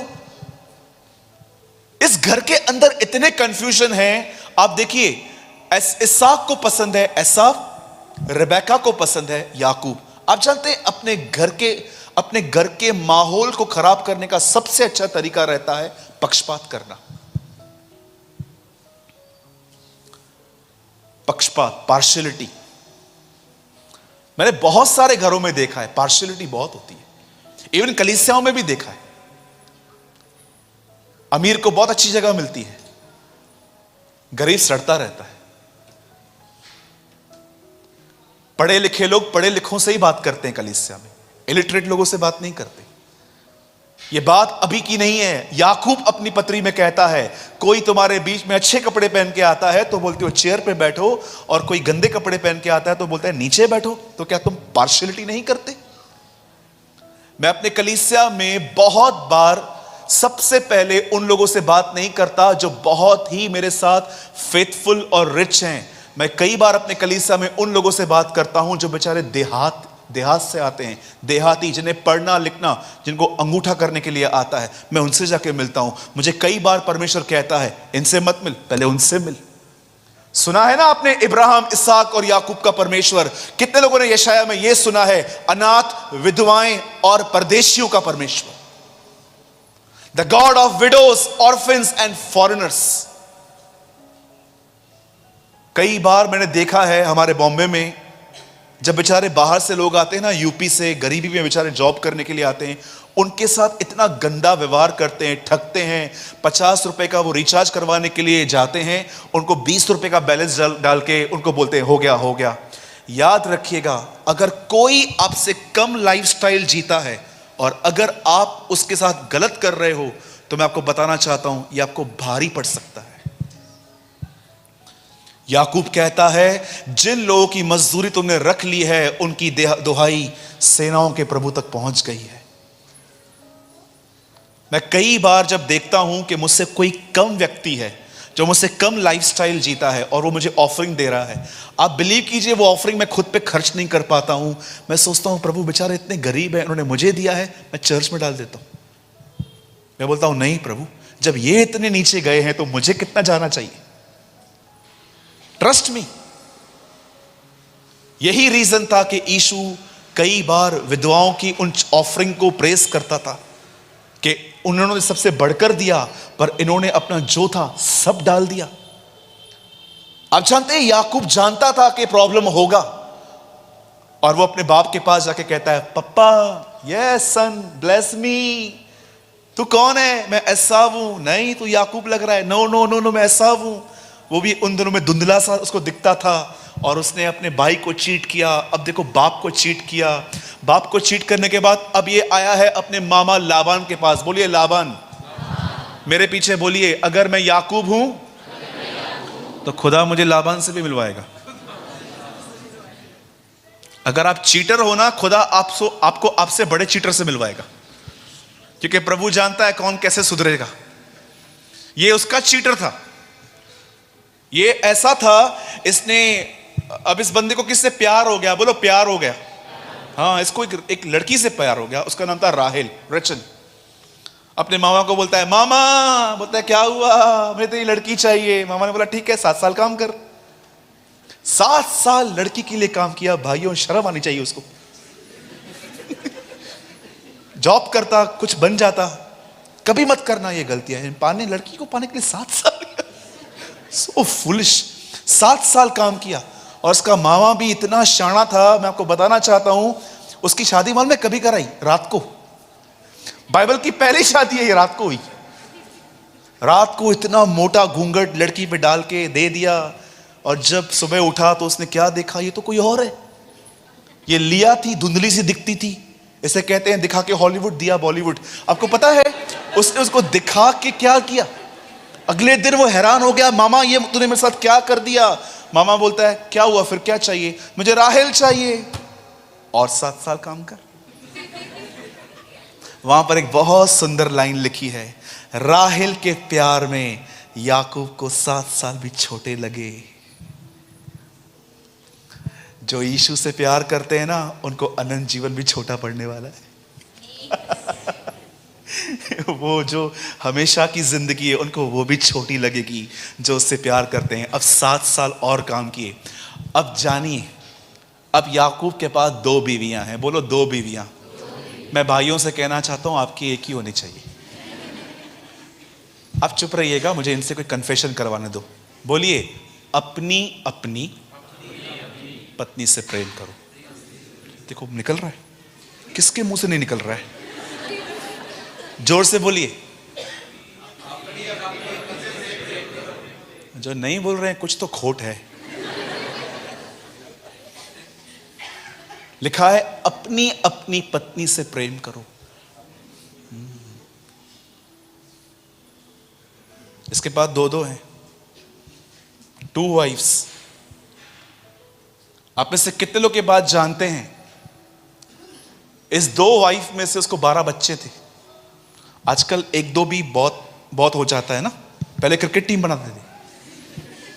एक भाई आया मेरे पास, बदर मैं कितने बच्चे पैदा करूं? मैंने बोला वो उत्पत्ति में लिखा है ना, फलो फूलो, ये तेरे लिए नहीं है, वो आदम के लिए था, वो एक अलग स्टेट थी। अब तू उतने ले जितनी तेरी हैसियत है। उन दिनों में क्रिकेट टीम बनाते थे, फुटबॉल टीम बनाते थे, 12-12 बच्चे, 15-15 बच्चे, 20-20 बच्चे होते थे। अब इस आदमी ने 12 बच्चे पैदा कर दिए। उस 12 बच्चों में सबसे याकूब का प्रिय था यूसुफ। क्यों यूसुफ उसका प्रिय था? क्योंकि यूसुफ पहला बच्चा था जो उसको राहेल से पैदा हुआ था। अब आराम से पढ़ के देखिएगा, पहले के 10 बच्चे उसे लिया से हुए थे, लेकिन राहेल से उसका पहला बच्चा पैदा हुआ, वो यूसुफ था। इसीलिए उसकी जो फेवरेट वाइफ से पैदा हुआ, उसको वो बड़ा प्रिय था। और आप जानते हैं, अब 12 बच्चों को, 2 बीवियों को, दास दासियों को लेकर जब वो वापस अपने गांव की तरफ जा रहा था, तब लिखा है उसे एक खबर मिलती है। और उस खबर में उसे पता चलता है कि उसका भाई उससे मिलने के लिए आ रहा है। उसे बड़ा डर लगा। 20 साल हो गए घटना को। 20 साल के बाद उसे घटना याद आ रही है कि अब मैं मार खाऊंगा, अब मैं छोड़ा नहीं जाऊंगा। तब जानते वो क्या करता है? 2 ग्रुप बनाता है। आगे अपनी वाइफ को रखता है, पीछे खुद को लिए आता है, और वो कहता है अगर पहले झुंड पे हमला हो रहा है तो मैं भाग जाऊंगा। वहां पर जानते क्या लिखा है? याकूब अत्यंत बड़ा सोचकर, डर कर घबरा गया। मैं आपको बताना चाहता हूं, यहां पर ध्यान दीजिएगा जो मैं आपको समझा रहा हूं, it's very important for you. मुझे नहीं पता है कि फिर खुदा कब मुझे यहां ले आए, लेकिन आज इस बात को समझिए। आप जानते हैं, जब आगे चल के एसाव उससे मिला, तो एसाव ने उसे कुछ भी नहीं किया। एसाव ने उसे गले लगाया, उसे चूमा, उसे क्षमा किया। अब मुझे बताइए, यहां पर जो लिखा गया है डर, बहुत सोचना, लेकिन आगे क्या हुआ? कुछ अलग ही बात हुई। मेरे भाइयों, मेरी बहनों, इस बात को याद रखना। मैं सिर्फ इस बात को समझाने के लिए आपको इतना पीछे से लेकर आया हूं। आपकी सबसे बड़ी प्रॉब्लम बाहर नहीं है, आपकी सबसे बड़ी प्रॉब्लम है अधिक सोचना। कई सारे लोग जो हैं, उनको यह बात समझ में नहीं आती है कि आपका सबसे बड़ा प्रॉब्लम जानते क्या है? आपकी सोच। कुछ लोग जो रहते हैं ना, सारा दिन उनका दिमाग चलता ही रहता है, whole day thinking thinking thinking thinking, सोचना सोचना सोचना। अब हमारे बॉम्बे के रास्तों पे आइए, कभी कभी लोग बीच में से चलते हैं, उनको हॉर्न दे दे के आप थक जाओगे, हटो हटो हटो, उनको हॉर्न नहीं सुनाई देता। जानते हो क्यों? क्योंकि उनका दिमाग कहीं और बिजी है। चिता मुर्दे को जलाती है, चिंता चिंता जिंदा को जलाती है। मैं आप में से हर एक से पूछना चाहता हूं, जितने भी लोग यहां पर बैठे हैं, क्या सोचते रहते हैं आप सारा दिन? ये आदमी क्या सोच रहा है? मैं मार खाऊंगा, मैं पिटूंगा, मुझसे बदला लिया जाएगा। कुछ नहीं हो रहा है ऐसा। परमेश्वर ने उसके लिए सब कुछ बदल दिया। कई बार आप देखिए हम क्या क्या सोचते रहते हैं, मेरे पति का किसी के साथ अफेयर तो नहीं है, अरे ये तो नहीं है, अरे ये हो गया तो, ये हो गया तो। मैंने देखा है बहुत सारी दवाइयां जो आपके घर में पड़ी हुई है ना, वो सिर्फ आपके सोचने के कारण है। सोच सोच सोच सोच। विलाप गीत में लिखा है, मैं सोती थी पर मेरा मन जाग रहा था। अब जरा सोचिए, क्या आपने इस प्रॉब्लम के साथ डील की है? क्यों आपको इतने अननेसेसरी थॉट्स आते हैं, इतने ख्याल आते हैं? हमारे बॉम्बे में एक लड़की को किसी ने मजाक मजाक में बोल दिया, तुझे कुछ सब्जेक्ट में केटी लगेगी, तू इसमें फेल हो जाएगी। इस बात को सोच के वो इतना हैवी हो गई कि मैं फेल हो जाऊंगी, मेरी जो सहेलियां हैं वो नेक्स्ट स्टैंडर्ड में चली जाएंगी, मैं फेल हो जाऊंगी, मैं यहां पर बैठूंगी। उस लड़की का रिजल्ट आने वाला था, रिजल्ट के 6 घंटा पहले उसे सुसाइड किया, और जब रिजल्ट आया तो वो पास हुई थी। Trust me. यीशु ने कहा, यह मत कहना क्या खाएंगे, क्या पिएंगे, क्या पहनेंगे। मैंने देखा है आजकल लोग है ना, एक झूठी स्माइल लेके मुंह पे चल रहे हैं, इनसाइड डिस्टर्ब है। सारा दिन अपने घर में किसी के व्यवहार को देखते रहते हैं, ये कब सुधरेगा, ये कब सुधरेगा, ये कब सुधरेगा, ये कब सुधरेगा, ये कब सुधरेगा। अरे आपके फोकस करने से वो थोड़ी ना सुधरने वाला है। मैंने देखा है बहुत सारे घरों के अंदर उनका फोकस ही गलत है। याकूब अत्यंत सोचकर, डर कर, लिखा है वो डर गया। आप जानते हो इन दिनों में हमारी सबसे बड़ी प्रॉब्लम गरीबी नहीं है, इन दिनों में हमारी सबसे बड़ी प्रॉब्लम बीमारी नहीं है, इन दिनों में हमारी सबसे बड़ी प्रॉब्लम है अधिक सोचना। इस चीज की वजह से कितने लोग खत्म हो गए। फेमस लोगों ने सुसाइड किया बॉम्बे में, सिर्फ अधिक सोचने की वजह से। होल डे चलता रहता है, चलता रहता है। 28 की हो रही है, 29 की हो रही है, 30 की हो रही है, कब होगी शादी, ये होगा वो होगा। मैं आप में से हर एक को एक बात समझाना चाहता हूं। मुझे नहीं पता है आप में से कितने लोग ये बात समझ पाएंगे कि नहीं। आप जानते हो जब दाऊद लड़ने के लिए गया गोलियत से, तो वो क्या बोल के गया? ये खतना रहित पलिश्ती हमसे लड़ेगा। खतना रहित का मतलब क्या होता है? इब्राहिम के खानदान में जब कोई लड़का पैदा होता था तो उसका खतना होता था, और उस खतने की वजह से वो वाचा से बन जाता था। वो कहता है ये खतना रहित, इसके साथ कोई वाचा ही नहीं है, और ये हमसे लड़ेगा जिसके साथ वाचा बंधी हुई है। दाऊद अपने बलबूते पे नहीं गया लड़ने के लिए, दाऊद वाचा के बल पे लड़ने के लिए गया कि हम जानते हैं कि खुदा हमारे साथ है। आगे चल के एक राजा आता है, वो परमेश्वर से कहता है प्रभु मैं लड़ने के लिए जाऊं। परमेश्वर कहता है जा, तू जीतेगा, लेकिन याद रखना ये कृपा मैं इसलिए कर रहा हूं क्योंकि आज से 500 साल पहले एक व्यक्ति था जो इन दिनों में कब्र में सोया हुआ है, मैं उसकी वजह से अपनी वाचा का पालन करूंगा तुझसे। दाऊद। अरे हम वो लोग हैं जो प्रभु भोज लेते हैं, हम उसकी वाचा के बागी लोग हैं, हमने उसके नाम का बपतिस्मा लिया है, और हम इतना सोचते हैं ये क्या होगा, वो क्या होगा, ये क्या होगा, वो क्या होगा। आप में से कितने लोगों ने बाइबल का पहली आयत पढ़ी है? इब्राहिम इब्राहिम की संतान, दाऊद की संतान, यीशु मसीह की वंशावली। आप जानते हो नया नियम इन 3 लोगों से शुरू होता है। इब्राहिम जो कहता है मैं और ये लड़का जा रहे हैं और वापस आएंगे। वो जानता था ये नहीं मरेगा, खुदा इसे मुर्दों में से जिला सकता है। दाऊद लड़ने से पहले कहता है वह खतना रहित मुझे क्या कर पाएगा। और यीशु अपने मरने से पहले कहता है मैं मरूंगा परंतु जी उठूंगा। बाइबल ऐसे लोगों से शुरुआत होती है जो विश्वास से जीते थे। They live by faith.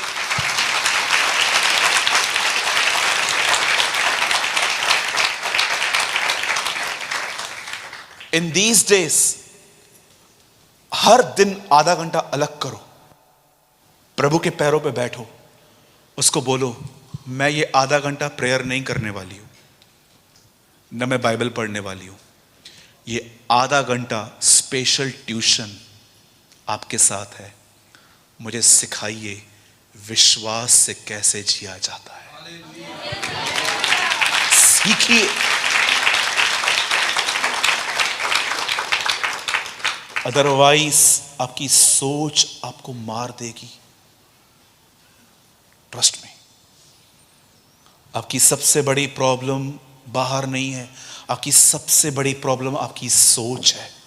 आप क्या सोचते हैं, और अगर नेगेटिव सोचते हैं तो इट्स वेरी डेंजरस। मैं एक आखिरी बात बता के मैं खत्म कर रहा हूं यहां पर। सुनिए, मेरे हाथ में ये पवित्र शास्त्र है, बाइबल है। मैं आपको सच कहता हूं, विदाउट प्रेयर मैं इसे कभी टच नहीं करता। जब भी मैं इसे खोलता हूं मैं सबसे पहले प्रेयर करता हूं, और मैं प्रभु को हमेशा कहता हूं आप इसके लेखक हैं, आपसे अच्छा से मुझे कोई नहीं समझा सकता। आप इसे कितनों के बाद जानते हैं, यीशु मुर्दों में से जी उठने के बाद एक दिन अपने चेलों पे प्रकट हुआ। सब ध्यान दीजिएगा, लास्ट पॉइंट है ये। यीशु मुर्दों में से जी उठने के बाद अपने चेलों पे प्रकट हुआ इमाउस के मार्ग पे। और जानते हो वहां पर क्या लिखा गया है? यीशु ने उनकी आंखें बंद कर रखी थी, और यीशु उनको कहता है क्या बात कर रहे हो? वो कहते हैं क्या आपको नहीं पता इन दिनों में यरूशलेम में क्या हुआ? एक व्यक्ति ने अपने आप को मसीह कहा, वो मारा गया, गाड़ा गया, और अब हम चिंताओं में हैं क्योंकि कुछ बहनों ने हमें कहा है कि वो जी उठा है। तब यीशु उनको कहता है, हे मतीमंदों, तुम नबियों की बातों को क्यों नहीं समझ पाते? उसके बाद लिखा है यीशु ने भजन संहिता, मूसा की किताबें और नबियों की किताबें में जो कुछ लिखा था वो उनको समझा दिया। मैं आप में से हर एक से एक सवाल पूछना चाहता हूं। जब यीशु उन्हें वचन समझा रहा था तब यीशु ने उनकी आंखें क्यों बंद रखी थी?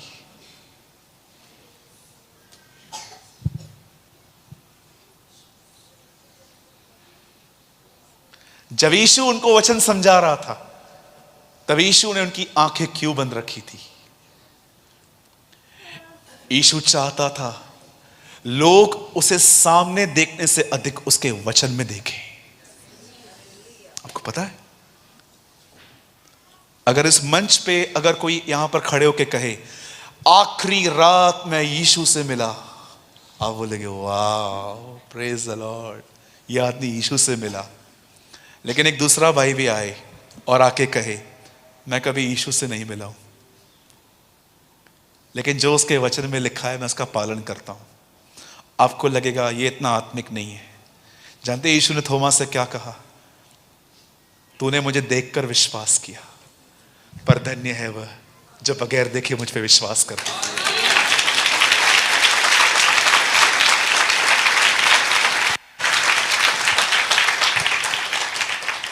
मैं इस बात को कैंसिल नहीं कर रहा हूं कि हमें यीशु को नहीं देखना चाहिए, पर कितने लोग हैं जो यीशु को वचनों में देख पाते हैं? Tell me. मैं हमेशा यीशु को वचनों में देखने की कोशिश करता हूं, क्योंकि मुझे पता है अगर यीशु से मेरी मुलाकात हो भी गई ना, मुझे वापस उसके वचनों में लौटना पड़ेगा। उस दिन जब यीशु उनसे मिला, तब यीशु ने उनकी आंखें जानते क्यों बंद की? क्योंकि यीशु जानता था अगर मैं इनकी आंखें खोलूंगा तो ये वचनों को नहीं समझेंगे, ये सिर्फ मुझे देखते रहेंगे और मैं जो समझाना चाहता हूं वो ये नहीं कर पाएंगे। इसलिए यीशु ने उनकी आंखें बंद की ताकि वो वचन को समझ पाएं।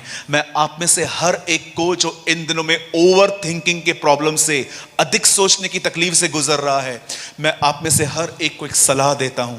मैं आज्ञा नहीं देता क्योंकि आज्ञा से परमेश्वर दे सकता है। मैं आपको एक सलाह देता हूं, be a diligent student of the Bible.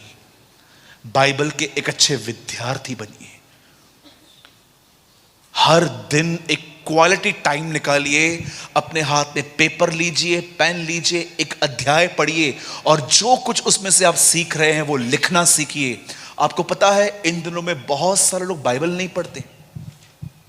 So many, बहुत सारे लोग आप देखिए, बहुत सारे जो लोग होते हैं इन दिनों में बाइबल नहीं पढ़ रहे हैं। एक पास्टर एक घर में गया, जब उनके सामने खाना रखा गया और जब वो बहन खाने के बाद उनकी चीजें उठा रही थी तो उसने क्या देखा? चम्मच नहीं है। तब उसने पति को कहा पास्टर ने चम्मच चुराया है। तो उसे बोला चुप कर, नहीं बोलते ऐसा। नेक्स्ट ईयर पास्टर जी को फिर से बुलाया गया और इस बार बहन ने उससे पूछ लिया, बोला पास्टर जी अगले साल आपने हमारा चम्मच चुराया था ना? जानते हो पास्टर ने क्या बोला? नहीं बहन, मैंने चुराया नहीं था, वो मैंने आपके बाइबल में रख दिया था। 1 साल तक उससे बाइबल नहीं खोली थी। क्रिसमस में केक खाने के लिए सब आ जाते। जिस दिन कलीसिया में खाली मालूम पड़े कि आज बिरयानी मिलने वाली है, ओ बाजू वाले को भी चल चल चल बिरयानी मिलेगी, चल बिरयानी मिलेगी।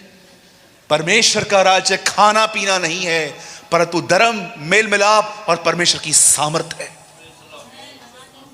यीशु ने 5000 लोग को खाना जानते हो कब दिया? जब उन्होंने प्रॉपर मीटिंग अटेंड की थी।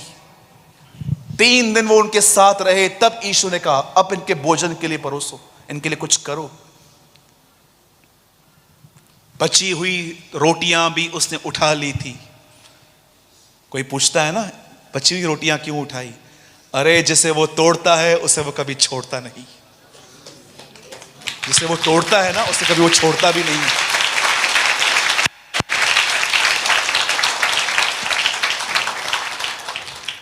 मैं आप में से हर एक को कहना चाहता हूं, कोई शॉर्टकट नहीं है। प्लीज मीटिंग के बाद आप मुझे ये मत बोलना मेरा मन भटकता है, आप मेरे लिए हाथ रख के प्रार्थना करो। मेरे हाथ रखने से कभी आपका मन भटके, ऐसा नहीं होगा। यीशु ने ये नहीं कहा कि ठीक है कि मटके खाली हो गए हैं ना, डोंट वरी, रहने दो। यीशु ने कहा पहले पानी भरो, पहले पानी भरो। अगर आप चाहते हो ना कि परमेश्वर आपके भीतर काम करे, आपकी इनसाइट लाइफ में, ही नीड योर कोऑपरेशन। दाखरस यीशु ने बनाया, पर बाइबल बताती है पानी सेवकों ने भरा। 5000 लोग को यीशु ने खिलाया, लेकिन 2 मछली 5 रोटी एक बच्चे से ली गई। लाजर को तब जिलाया गया जब लोगों ने पत्थर हटाया। आप देखिए नया नियम का हर चमत्कार तब हुआ जब लोगों ने कोऑपरेट किया। अगर आप चाहते हो ना कि आपका मन बदले, आपकी सोच बदले, आपका मन नया हो, मैं आपको बताना चाहता हूं परमेश्वर को आपका कोऑपरेशन चाहिए। और वो कोऑपरेशन है अपनी सुस्ती से लड़कर प्रतिदिन उसके चरणों में बैठकर उसके वचन को पढ़ना। अदरवाइज मैं आपको सच कहता हूं, ये मन आपको पता नहीं कहां ले जाएगा। द बाइबल सेज अगर कोई विपत्ति के समय साहस छोड़ दे तो वह कमजोर है। जब तकलीफ आई और आप कुड़कुड़ाने लग गए, आप शिकायत करने लग गए, चर्च चेंज करने लग गए, कुछ नहीं होगा। आपकी रियल प्रॉब्लम आपकी सोच है। कुछ लोग बड़े नकारात्मक होते हैं। अगर आप बोलोगे ना बाजू में यहां पर बैंक लूट ली गई, किसने? मैंने थोड़ी ना लूटा। हर चीज अपने ऊपर लेंगे, हर चीज अपने ऊपर ले लेंगे। बहुत लोग नेगेटिव होते हैं, बोलिए नेगेटिव। बहुत लोग नेगेटिव होते हैं, नकारात्मक सोच, उसकी वजह से वो सफर करते रहते हैं। आप में से कितने लोग शिमोन जादूगर को जानते हैं? किसने पढ़ा है शिमोन जादूगर के लिए बाइबल में? वो एक जादूगर था। पतरस के पास पैसे लेकर आया, बोलता है मुझे भी ये वरदान दे। थैंक गॉड पतरस ने रख नहीं लिया। पतरस ने कहा तेरा पैसा तेरे साथ नाश हो। जानते हो उसके बाद पतरस ने क्या कहा? तेरा मन सीधा नहीं है, सीधा नहीं है, तू टेढ़ा नहीं है, तेरा मन टेढ़ा है।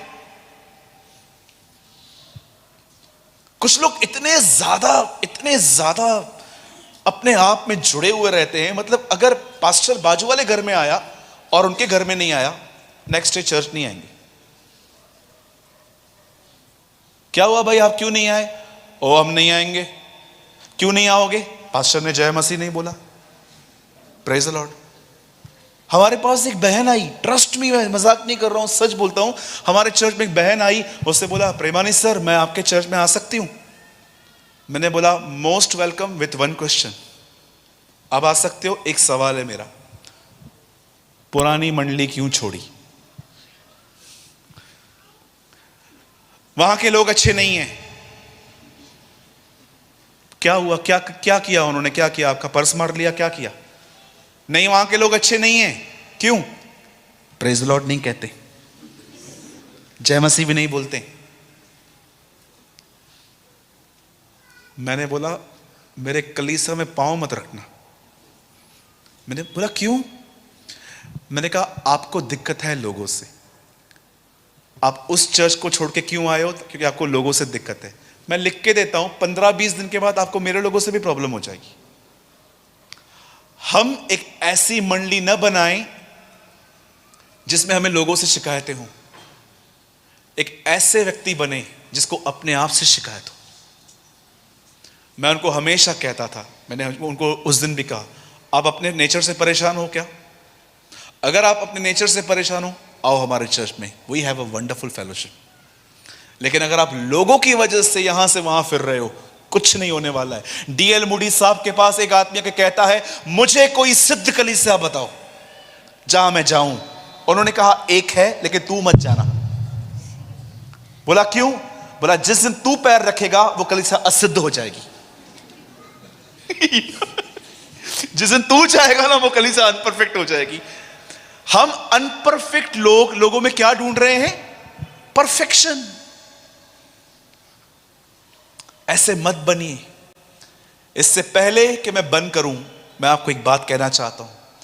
पुराने नियम में परमेश्वर ने अपने आप को चमत्कारों के द्वारा प्रकट किया, पर याद रखना नए नियम में परमेश्वर अपने आप को आपके स्वभाव के द्वारा प्रकट करेगा।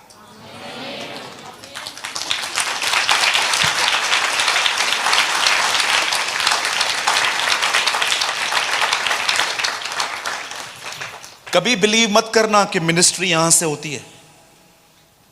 मैं नहीं करता हूं। जानते हो रियल मिनिस्ट्री कब स्टार्ट होगी? जब मैं माइक छोड़ दूंगा, जब मैं यहां से हटके अपनी प्लेस पे बैठ जाऊंगा, यहां से गुजरूंगा, जिस घर में मुझे ठहराया गया है, वहां पर मेरा चाल चलन मेरी मिनिस्ट्री है। ये तो बहुत आसान काम है। मैं कल रात को बता रहा था किसी को, एक आदमी ने 7 घंटे प्रचार किया। प्रचार करने के बाद जब वो नीचे उतरा तो लोगों ने उसको बोला क्या प्रचार किया साहब आपने? Praise the Lord. बोला क्या प्रेज द लॉर्ड? मैं बिलीवर नहीं हूं। मुझे बोलने का शौक है, मैं बोलता हूं। हमारे बॉम्बे में ऐसे लोग हैं, जहां भी कैमरा खड़ी हो जाएगी बात करना चालू हो जाएंगे। 77 में ये हुआ, 79 में ये हुआ। लास्ट में हम लोग उनको पूछते हैं भाई तू बोलना क्या चाहता है? कुछ भी नहीं, मैं 2.5-3 घंटे रोज बोलता हूं। ऐसा बोलने का शौक है। बोलना जिंदगी नहीं है। जॉइस मेयर कहती है न्याय के दिन तुमसे ये नहीं पूछा जाएगा क्या बोला गया, वो ये देखेगा कि क्या किया गया।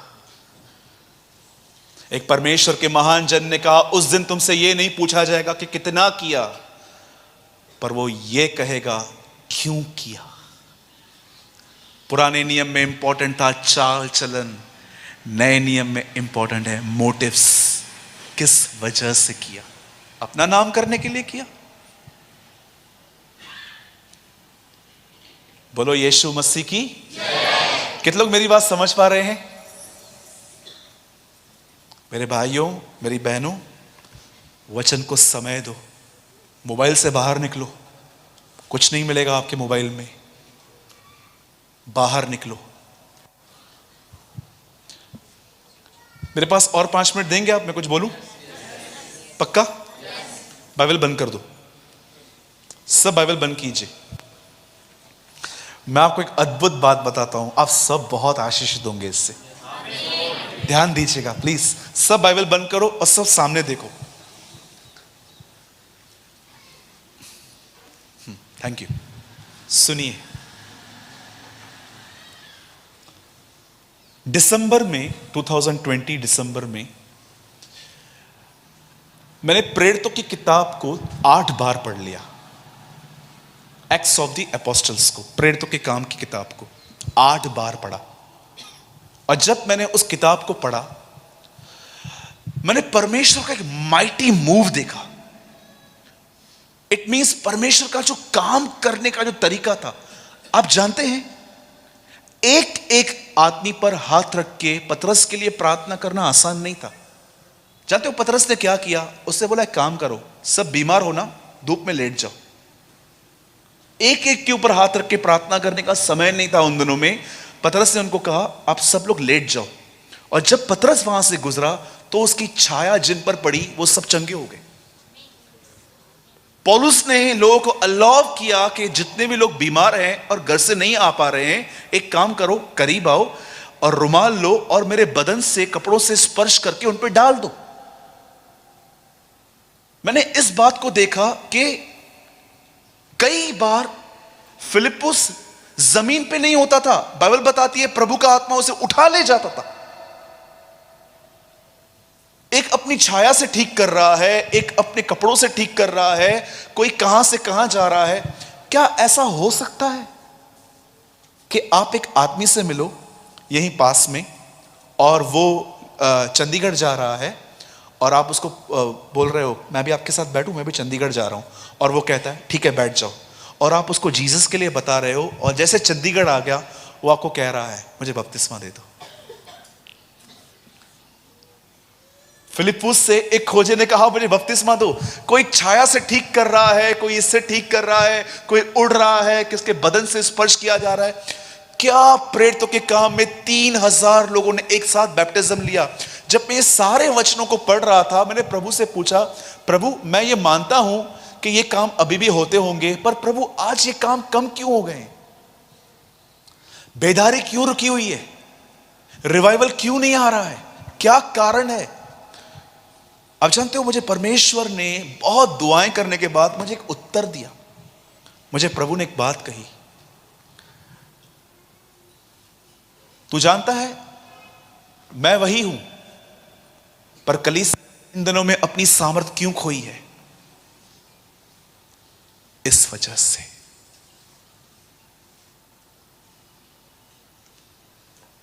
रीजन, ये रीजन है। परमेश्वर ने अपनी ताकत नहीं खोई है, कलीसिया ने अपना फोकस खोया है। ये कारण है कि लोग आज डिप्रेस लाइफ जी रहे हैं, उनके पास सामर्थ नहीं है। चलते चलते लोग फोन पे लगे हुए रहते हैं, रात को लगे हुए रहते हैं, दोपहर में लगे हुए रहते हैं। देखूं फेसबुक पे कितने लोगों ने कमेंट किया, कितने लोगों ने लाइक्स किए, कितने लोगों ने ये किया वो किया वो किया। सारा दिमाग इसमें घुसा हुआ है। ये आज कारण है कलीसिया के ठंडे होने का। प्रभु मेरा गवाह है, मैं इस चीज को तब तक नहीं लेता जब तक मुझे कुछ जरूरी काम नहीं है। आज मैं आप में से हर एक से पूछना चाहता हूं, कहीं इस चीज की वजह से आप ठंडे तो नहीं पड़ गए हो? जरा सोचिए। मैं इंस्टाग्राम पे भी हूं ब्रदर, मैं फेसबुक पे भी हूं, मैं व्हाट्सएप पे भी हूं, मैं ट्विटर पे भी हूं, ये भी हूं वो भी हूं, कोई प्रॉब्लम नहीं है इसमें। मैं ऐसे लोगों को जानता हूं, करोड़ों रुपए हैं उन लोगों के पास, प्रभु में है, पर उनका मन उन बातों में नहीं है। जानते हो प्रॉब्लम कहां पैदा होती है?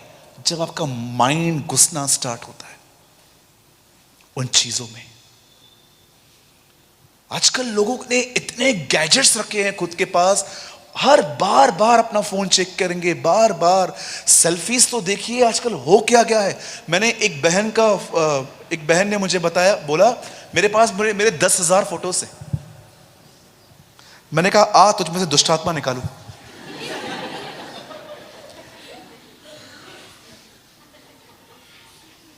जहां जाएगी वहां खड़ी हो जाएगी।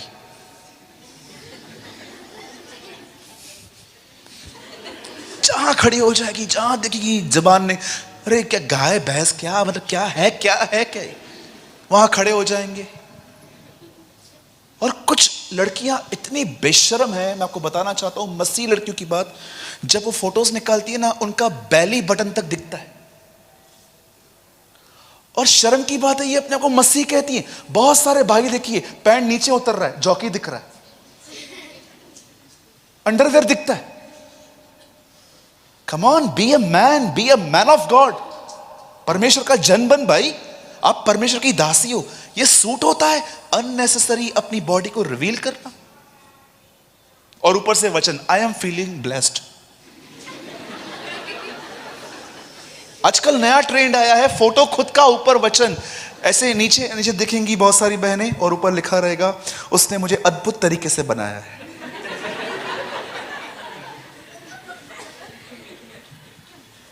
मेरी बहन, किसी अनॉइंटेड व्यक्ति से संभल के मिलना, 10-12 दुष्ट आत्माएं जरूर निकालेगा। और ये जो भाई लोग हैं, आजकल नया ट्रेंड आया है, पतली दाढ़ी, इधर से झाड़ी, फिर इधर से पतली। ऐसा लगता है तेरे ऊपर से कोई रोड रोलर गुजरा है। Be a simple man. आपकी सादगी ही आपकी खूबसूरती है। यीशु को देखिए, यशायाह 53 में क्या लिखा है, जब हमने उसकी ओर देखा तब उसमें कोई सुंदरता नहीं थी। आप जानते हो, इतने एक्टर्स को बनाने वाला जब खुद आया तो साधारण तौर पे आया, सिर्फ ये बताने के लिए खूबसूरती फेस पे नहीं दिल में होती है।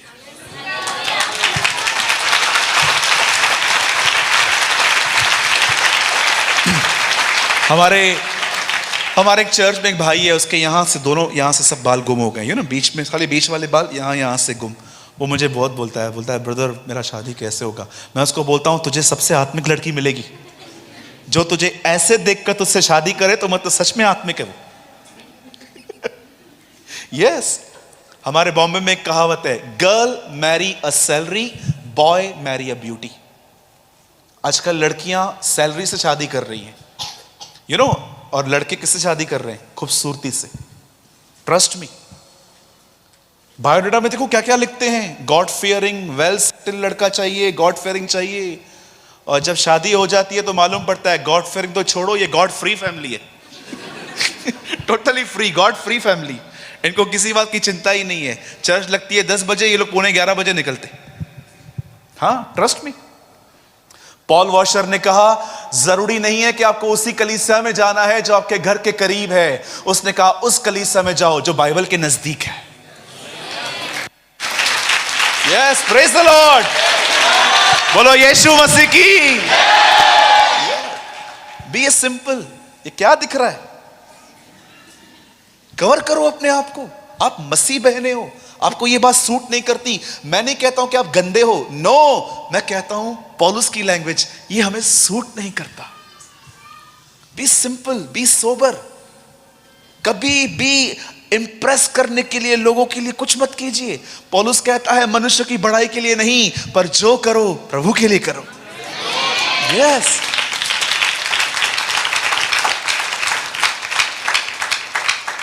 पतली दाढ़ियां, मोटी दाढ़ियां, फिर यहां पतली दाढ़ियां, बाल देखो पता नहीं क्या क्या बन के रहते हैं, इधर से गुम इधर से गुम। बीच में हमारे चर्च में एक लड़का आया, यहां से ग्रीन बाल,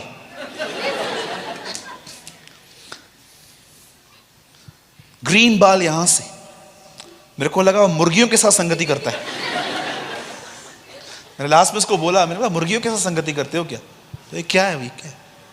अरे भाई सिंपल होके चर्च में आओ, क्यों चाहते हो पब्लिक आप पे हंसे? इनको लगता है ये स्मार्ट दिख रहे हैं। स्मार्ट नहीं, तुम मूर्ख दिखते हो। तुम्हें लगता है लोग तुम्हें स्मार्ट समझते हैं, लोग हंसते हैं इन चीजों पे, हम पे।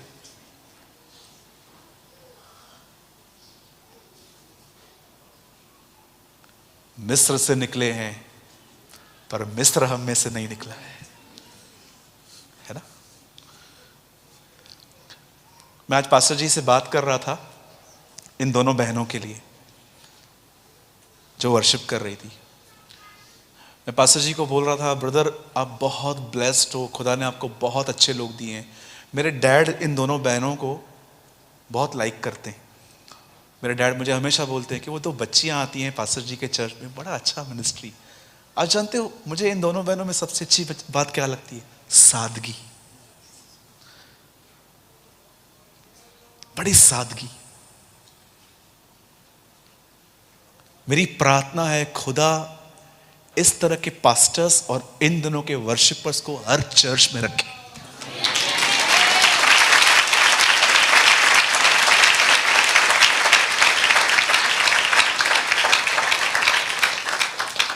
एक दिन मैं नागपुर की एक चर्च में गया।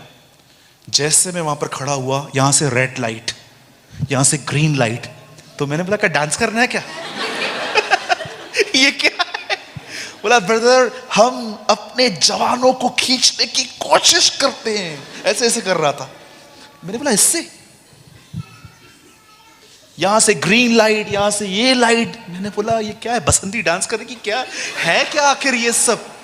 उन्होंने बोला हम जवानों को इस तरह खींचते हैं। मैंने कहा नहीं भाई, तूने जानते हो ये क्यों तूने ये सब किया है? एक्चुअली तूने परमेश्वर की सामर्थ खो दी है और अब तू संसारिक तरीकों से लोगों को खींचना चाहता है। आपको लगता है अगर आपके कलीसिया में अगर पास्टर आपको अनाउंस करें कि कल हमारी मंडली में यूहन्ना बपतिस्मा दाता प्रचार करने वाले हैं, लेकिन उसके कपड़े ठीक नहीं होंगे, आप में से कौन नहीं आएगा? मैं आके बैठूंगा, क्योंकि मुझे पता है बात कपड़ों में नहीं है, बात जो उसके अंदर है वो है। Watch the devotions.